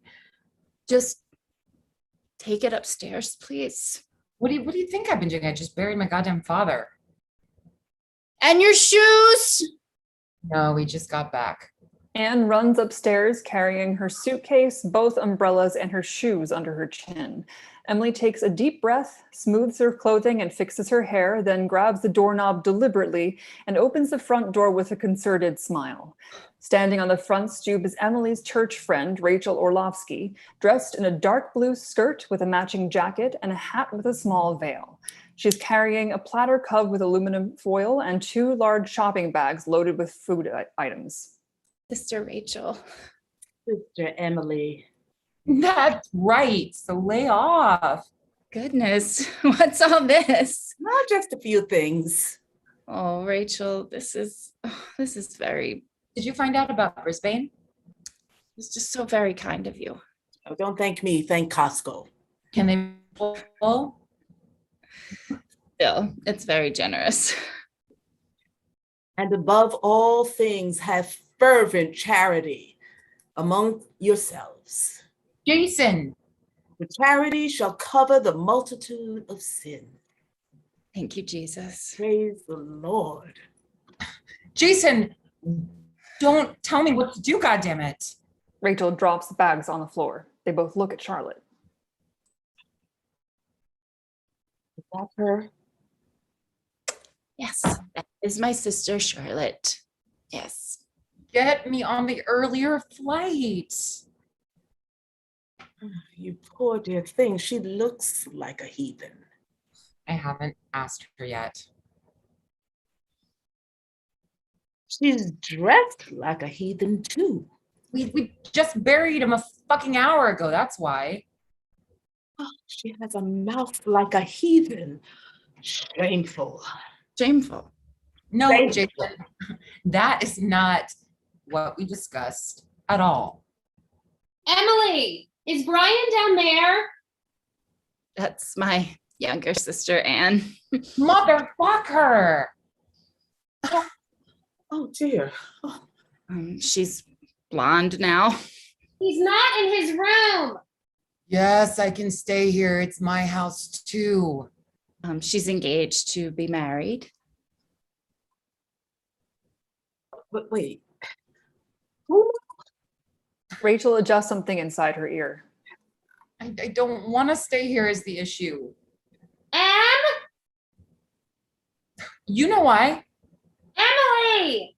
No, he's not down here! Please stop shouting! Rachel winces and adjusts something inside her ear again. It's not funny, shithead. My brother Brian is, I haven't the faintest idea where. Who is at the door?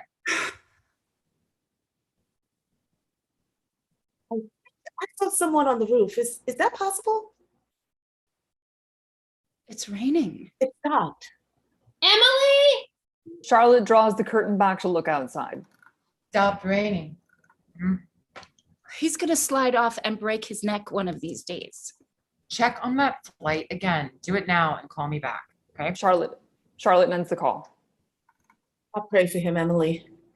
Son of a bitch.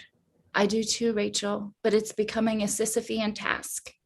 Emily and Rachel look to heaven. Anne comes downstairs. Brian's not in his room. He's on the roof. It's raining. It stopped. It's still wet. He'll slide off and break his neck. Thank you. Thank you very much. Anne runs outside the front door. We can still see her through the open doorway, trying to see Brian on the roof. He has been sitting on the roof since he was 5 years old. He's not going to slide off. He didn't drink when he was 5 years old. No, that was you. Oh my God. Oh. Brian! What are you doing? Please come down. It's Annie. I changed my hair. I'm sorry you don't like it. Please come down. No, I'm not dyeing it back so you'll come down. It's not a bargaining chip. Look at the sky. It's getting dark again. Please. Charlotte, do something. Charlotte steps outside and shouts up at the roof. Hey, Brian, what you drinking? Charlie. Shameful. What? If it has low alcohol content. Just get him off the roof. Brian, get your ass inside the window. Pronto. It's not working. What? Oh, I don't know about that. What did he say? He said he's not coming down till you dye your hair back. That's not going to happen. That's not going to happen, Brian. Fine, stay up there. I don't care. Why did you change it in the first place? I told you for the wedding. I don't like it. I don't care. Promiscuous. Gee, thanks, Emily. Promiscuous? You ought to know. I like it. I think it suits you. Thank you. Emily shakes her head no at Rachel. Of course, I don't know what it looked like before, so I'm not really a good judge. I'm sorry. Who are you? This is my friend Rachel Orlovsky. Rachel Orlovsky. Praise Jesus. Oh, Rachel. Hello, Rachel. I'm Anne. Nice to meet you, Anne. You too. Anne and Rachel shake hands and smile at one another awkwardly. We hear thunder outside in the distance. That is a very interesting hat. You. The Goodwill on Nevin Street. I only paid $2 for it. Rachel, we should. They have the best selections of hats there. Really? Yeah, I guess because it's so near the Baptist church. I'll have to check it out. You should go on a Thursday and go early. That's when they put out the new stuff. Yes, dear. Let's get all this put away, shall we? Oh, yeah, absolutely. Gathering the bags, Emily hands them to Rachel and takes up the platter herself. There's no more room in the fridge, but the garage should be cool enough, don't you think? Emily leads Rachel out through the swinging doors. Anne and Charlotte laugh. End of excerpt.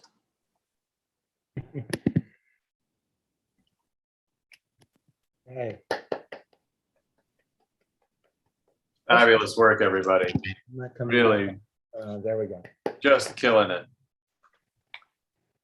Love these characters. So let's get right into it. Popcorn moments for people.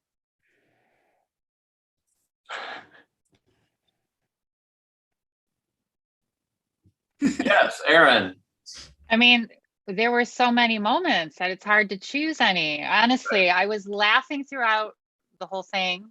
I have to say, when you take like a somber, what's supposed to be a somber moment and it's funny, it's like the greatest thing ever.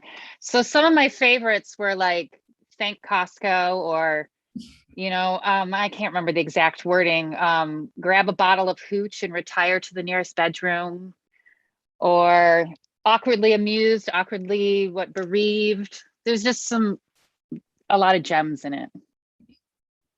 One that just popped for me is and made me laugh out loud, surprisingly, because I've seen this opening a few times, was when Emily is yelling from off stage, when she just sort of snaps to get in that last word.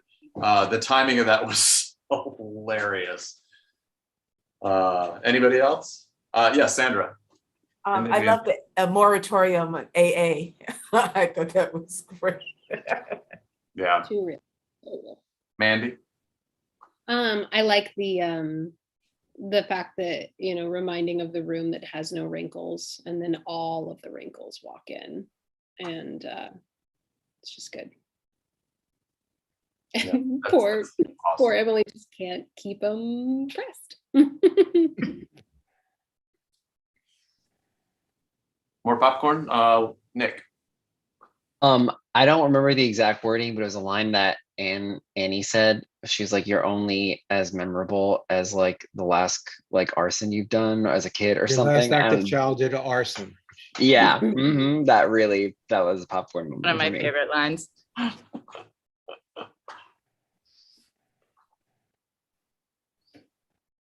Anybody else? Hilariously, like as Kirby asked the question, what about popcorn? My dad's listening to the scene after the fact in the next room, and I just heard Maria Elena go, "He's outside."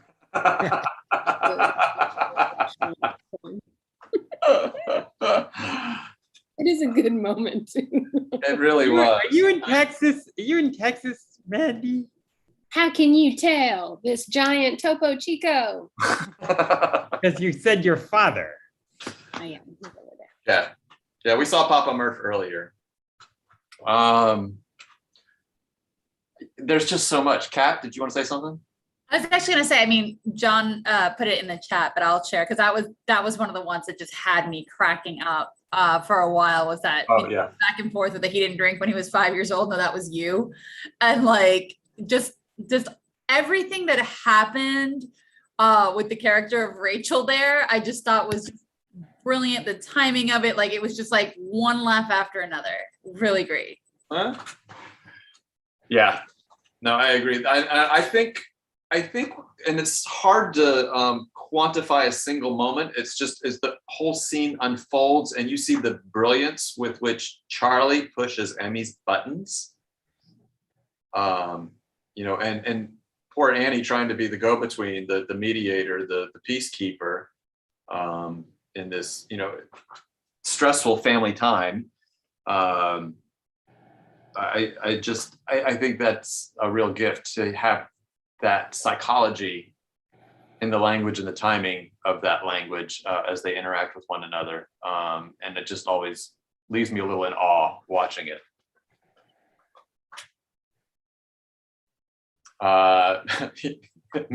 Sisters, yes. Mandy, I saw you first, and Carla. I did you first this time. I don't have any blood siblings, but I always find siblings so interesting, and I love that in the first scene of this, that like one, obviously, it doesn't matter how much time goes by, the dynamics pick up right where they went, but I find the relationships between everyone fascinating, even like the way that Annie yells at Brian, right? Like, you know who they are from that moment, you know, and like who relates to who. And I asked you earlier what order they were in, but you can tell. I could pick it, you know, I know who's oldest to youngest. And I think that's really cool.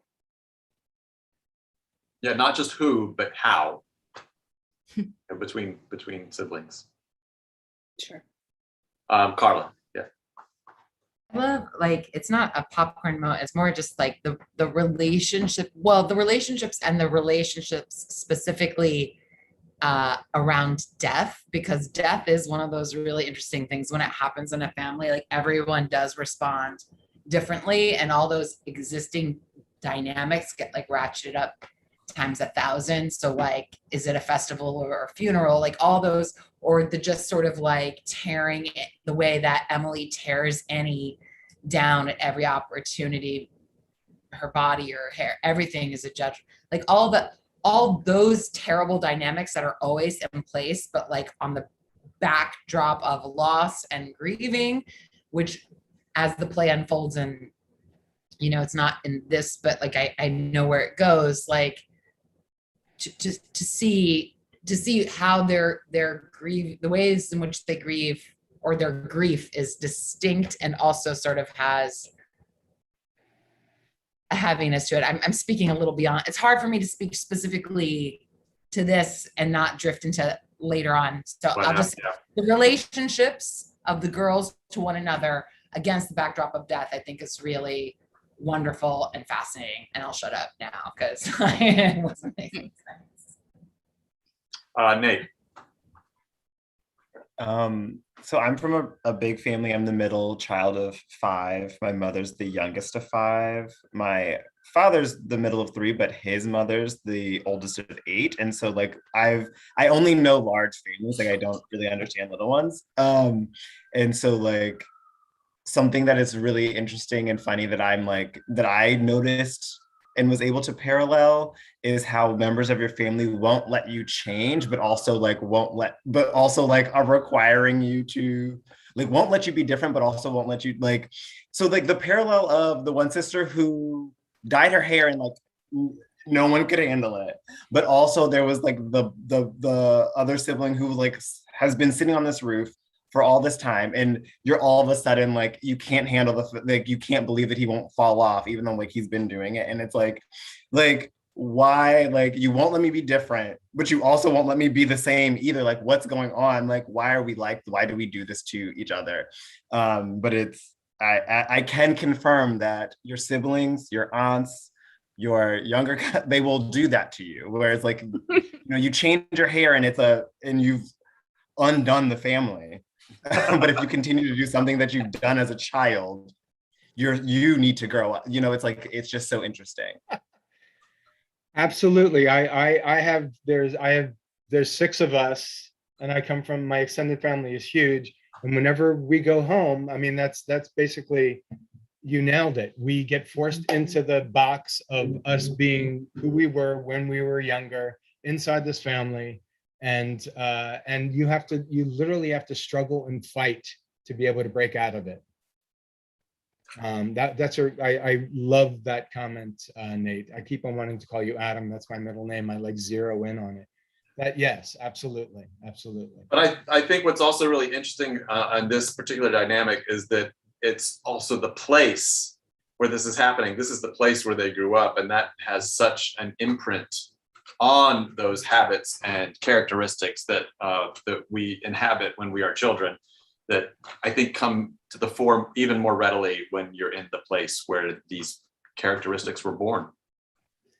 Can I ask a question, host? Of course. Was it difficult to follow? No. I mean, I think the only difficulty in following it for me is just the Zoom format. But your stage directions are so clear, and the dialogue is so sharp between these characters that it's very easy to tell who is who, and to get a sense of them, and it leaves you wanting more. You can't wait to see how this is going to develop, because we really don't have a sense of where the story is going from here. But I have taken the bait, and I am going hook, line, and sinker. Erin has her hand raised. Yes, well, this is my first time hearing it, so I was not confused at all. I was sucked into it. I loved the relationship. And your descriptions, do you write screenplays by chance? I have a few. Okay, because for some reason to me when okay, good. Well, I was just thinking, when I hear people that describe a lot of detail, I'm like, oh, they must write screenplays. And I'm kind of jealous at that, because that's something I hate doing. So if you see any of my plays, I barely have any stage direction in it because I cannot stand writing it. But yours are all like just beautiful and descriptive. And it was, so I was not lost at all. I thought it was wonderful, and I want to hear more. Thank you. Sandra. Yeah, what I like the character Rachel. I was thinking about when families get together and do their thing. Like, you know, on my mother's family side, my grandmother had 18 kids, but I knew 11 of my aunts and uncles. And when the whole families would get together, all the families, but when somebody would walk in that wasn't part of the family, then things would change. And what I loved about this, Rachel was there to witness the craziness. Like, it was nice to have an outsider to witness it. It almost, then you could look through her eyes as well as her reactions to what was going on. So that was cool.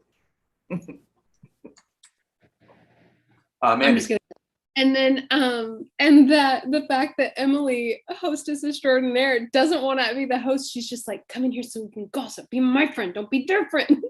Anna's just like, oh, hi. It's so nice to meet you. I just had a moment. And Charlotte's just like, son of a bitch. And so, poor Rachel. Having grown up with two sisters, I see a lot of the dynamic, their relationship growing up, which was really funny because they were very oil and water growing up. Now they're very close and live close to each other. But yeah, it felt authentic. I don't think there was a false note in any of it, which is quite an accomplishment. Oh, okay, Maria Elena. I just had a question that I become increasingly curious about. I wonder, it's obvious that they are devout in their religion, Rachel and Emily, and I wonder how radically you see them, because the language is very, very old school, you know. And I know a lot of Christians and they don't use words like heathen, you know what I mean? So I wondered how radical do you see them? You're talking to me? David? Yes. Well, without giving much away, you know that Emily is very new and very aggressively Christian. Sure, of course, yeah. For her own reasons, which will be revealed. That she is clinging to this in order not to slip. Yeah, and you know, that's what made me curious about it, is because I sort of paid attention in a different way looking it over this time. And what I think stood out was not so much that Emily was doing it, but that Rachel seemed more judgmental than her character later turns out to be. Yes, and that's Emily's influence in terms of Charlotte. When she finds out who Charlie is, she completely, as you know, she changes course. Okay. But she's going there Emily is asking her to be there as her ally. Sure. Not just as a guest, but as part of her army. Sure. They just seem so judgmental in the beginning, and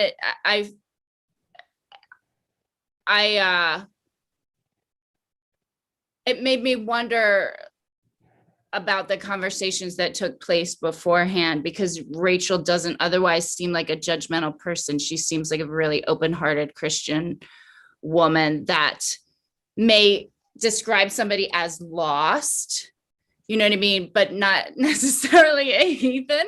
I know I've been struggling with heathen. I admit it. So I was like, wow, that is super harsh. Like at first I was like, that's hilarious. And then I was like, well, it's almost like a parody of them. And I wondered if it was a choice because I wondered if they were more radical than I had originally thought. You know what I mean? Yes, that I have to admit that I've been struggling with that word in that particular section. Okay. Because of who Rachel became. In the beginning, Rachel hadn't whispered to me who she wanted to be. So I had her in a certain way, and all of a sudden she evolved. And that makes sense. I was just thinking in terms of maybe it's a defensive reflex on Emily's part, and maybe Rachel's going along with it, both to be a friend, but also maybe with a bit of humor to try and find. That was part of my question too, that I didn't get to. I wondered if it was sort of like, I would only ever hear, as in terms of my experience, a Christian saying something like that in jest. You know what I mean? Sort of making fun of themselves, not making. Well, can I say something? And I think it also depends on the Christian denomination and the church, and what's going on with Rachel. I felt that the word was there because I don't know all of it, but she's in a battle with herself. So the strongest words that you can use in the religious dogma of whatever you will use now. And that was her own inner battles, maybe. I don't know. People can hang on to some quote from an old time religion. Well, that's what I thought. I hear a lot of quotes, you know what I mean? But Yeah. I don't hear a lot of heathens being thrown around. So I thought, wow, that's intense. Well, now you're going to hear it. Now you're going to hear it. Now we're all going to say it to each other. We're going to give Mandy the final word on this because we need to wrap it up. It's getting late. It doesn't have wisdom at all. I was just going to say I was looking at it because I was curious and I went back and it's just that first line. It's the first one where Rachel makes the effort to say she looks like a heathen and you have it emphasized. I think it's just that line. Just take one heathen out. Maybe. Maybe that's it. This But they is so say it like helpful. they say it like 4 times. No, It's very helpful. Then she just says The thing in my head is that Emily has described Charlotte this way so many times to her that when she finally gets a look at her, she says, "Is that the heathen? He looks she like a commented heathen." her looks twice. That's what it is. That's where it That's feels interesting. Like that's something very different and really interesting is that like if it's almost like an inside joke between her because Emily calls her Rachel only knows her as the heathen sister. Yeah. You know what I mean? And that's something really different and that's got a lot of potential for humor for sure. I can't thank you more for this part of, for everything. But I've been struggling with this in terms of, is it the right word? Is it being perceived in the way that I want it to be perceived? Because it is a strong word. It is a strong word. And my brother-in-law and my sister, who are the Christians who believe that, everyone is God's children, he's actually, been my touchstone for this. Yes, Maya. Yes. I'm seeing her chat pop up. Heathen. Yeah, heathen. Yeah. All right. No, this helped so much. It helped so much. Thank you. That's what we're here for. Any final thoughts? I'd ask if people want to see things developed, or you're just willing to go along for the ride to see what. Too late. It's already. I've already developed it. I know. You're stuck with it now. Unfinished is very close to being finished. So. From your lips to the heathen's ears. There you go. Thank you. All right, that was great, excellent discussion, y'all. And for those of you out watching on YouTube, please be sure to fill out our feedback form. Just click the link, and we can get your thoughts to our playwrights directly. And thank you for joining us tonight.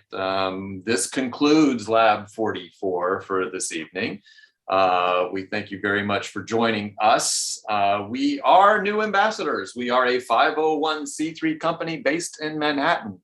And our nonprofit status means any donation that you make is tax deductible. So we want to let you know that every little bit helps and every big bit helps too. So if you have deep pockets, we would be very, very grateful. Right now, we're raising money to push out our Blurring Boundaries Festival, which is coming out this month. Very soon, we're in the final stages of finessing the editing to have it stream online. And then preparing for our next festival, which is October Fear Fest. So live, more hopefully. About that coming. Yes, live theater. Knock wood. Let's make this happen. Yes, Ben. Yes, Ben. Let's make this happen. You're welcome to donate. I'm gonna write in my journal to make it happen. Okay, you do that. Manifest it. If you'd like to donate, you have a few options. You can donate to us through, and I don't even have those written here. So David, help me out. So Ben put in, if you go to our website and you go to the donate, go down the menu and go to donate, all the ways you can donate are there. Great. Okay, so at New Ambassadors Venmo, cash, re.com. Sending a check. /donate. So yeah, go check that out.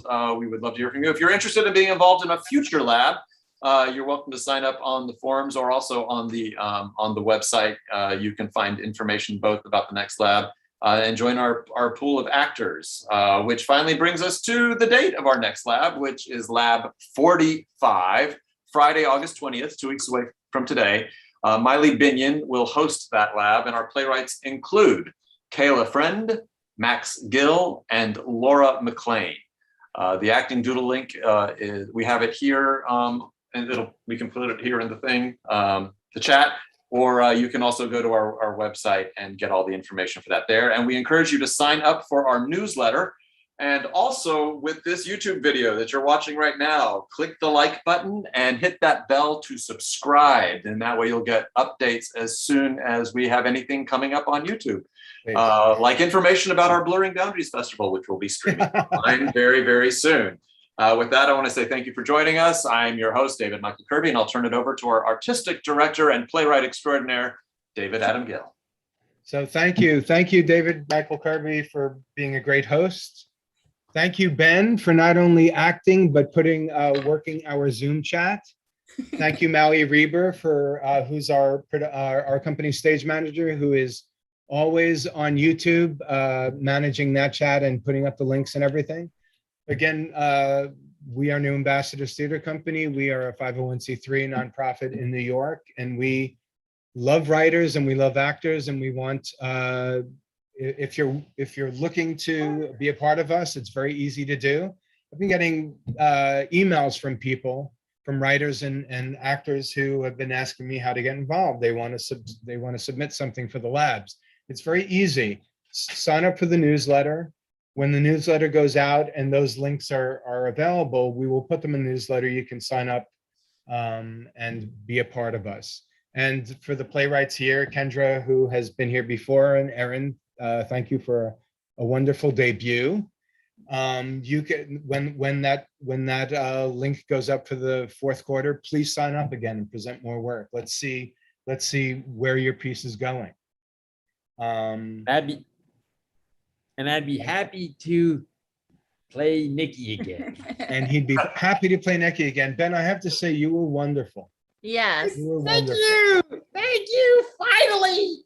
So, I have my moment. So we are done here. We're going to say goodbye to everyone. As I take us off of YouTube, I can only wave with one hand. Thank you so much. August 20th, Lab 44.